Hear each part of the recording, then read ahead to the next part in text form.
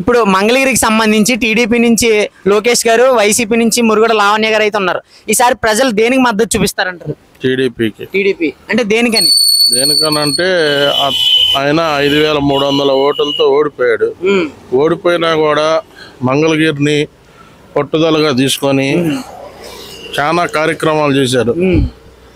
Water కానీ, అన్న canteen కానీ, సంజీవిని ఆరోగ్య మిత్ర కానీ, ఇలాంటి అనేకమైన సంక్షేమ కార్యక్రమాలు. మరి 200, 300 ఆటో కార్మికులు డైలీ కూడా ఇక్కడ అన్నదాన కార్యక్రమం జరుగుతుంటే చక్కగా భోజనం చేసి వెళ్తున్నారు. అది ఒక పుణ్యమే కదా. 5 రూపాయలకైనా అన్నం పెడుతున్నారంటే అది చాలా విషయం. ఇప్పుడు 1000 కోట్లు ఉన్న వాళ్ళు కూడా అన్నదానం పెడతానికి ముందుకు ఉంటారు.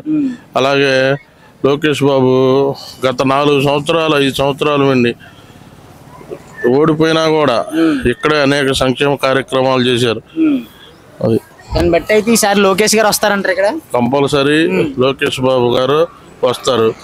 ఈ ఏరియాలో సాయంత్రం 6 దాటితే మందు కొనుక్కోలేక శానిటైజర్ తాగుతున్నారు. ఈ శానిటైజర్ తాగి పాపం అలాంటి వాళ్ళు ఎంతమంది తాగి అలా చూడు ఎట్టయిపోయారు. 150, 200 చూడండి ఒకసారి మనిషిని చూపిండి, ఆయన ఎలా ఉన్నాడు చూడండి. జగన్ గారి పుణ్యం అని శానిటైజర్ తాగారు మీరు? తాగారు. ఇది 2వ సంవత్సరం శానిటైజర్ తాగుతున్నారు 2 సంవత్సరాల నుంచి. పని లేదు, ఉపాధి లేదు, ఇసుక లేదు. ఏంటంటే సంక్షేమం ప్రజల్లోకి వెళ్ళి అదొక ఇదిలోకి వెళ్ళిపోయారు. కానీ ఎట్టి పరిస్థితుల్లో కూడా గవర్నమెంట్ మారబోతుంది. సంక్షేమాల ఫలాలు చంద్రబాబు నాయుడు గారి నాయకత్వంలో, బీజేపీ గవర్నమెంట్లో, జనసేన ఆధ్వర్యంలో అందరూ కలిసికట్టుగా మంచి మెజార్టీతో ఇక్కడ లోకేష్ బాబు గెలవబోతున్నాడు. అంటే చాలా మంది ఇప్పుడు ఆర్కే గారు అనే ఆయన కూడా బాగానే చేశారు, తర్వాత ఆయన మద్దతు ఉంది, వీడు వస్తారంటున్నారు చాలా మంది. ఆర్కే గారిని కూడా మనం తప్పు పట్టకూడదండి. కొన్ని సంక్షేమ రోడ్లు అలాంటివి వేశారు, ఇవ్వలేదని అంటలేదు మేము. కానీ ఆయనకి ఇవ్వలేదు కదా. వీళ్ళు గతంలో 2 సార్లు మురుగుడు హనుమంతరావు గారు 2 సార్లు ఎమ్మెల్యేగా మంత్రిగా చేశారు. అలాగే కాండ్ర కమలా గారు కూడా చేశారు. కానీ వాళ్ళు ఎప్పుడు కూడా గ్రామాల్లోకి వచ్చి పల్లెటూరులోకి వచ్చి పట్టించుకున్న దాఖలు లేవు.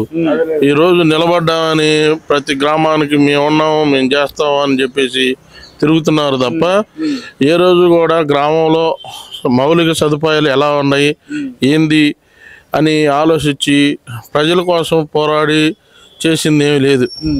అలాగే దాన్ని బట్టి అయితే ఈసారి టర్నింగ్ పాయింట్ ఉంటుందంటారు. కంపల్సరీ అండి.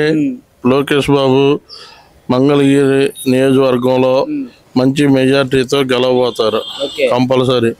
ఎందుకంటే ఆయన అనేకమైన సేవా కార్యక్రమాలు ఈ రోజు కూడా రాష్ట్రం నుండి చూసుకుంటా కూడా ఇక్కడ మంగళగిరిని వదిలిపెట్టకుండా ఓడిపోయినా కూడా ఇక్కడే ఉండి ఇక్కడే ఏమైనా కావాల్సినవి అన్ని చూసుకుంటా చేశారు.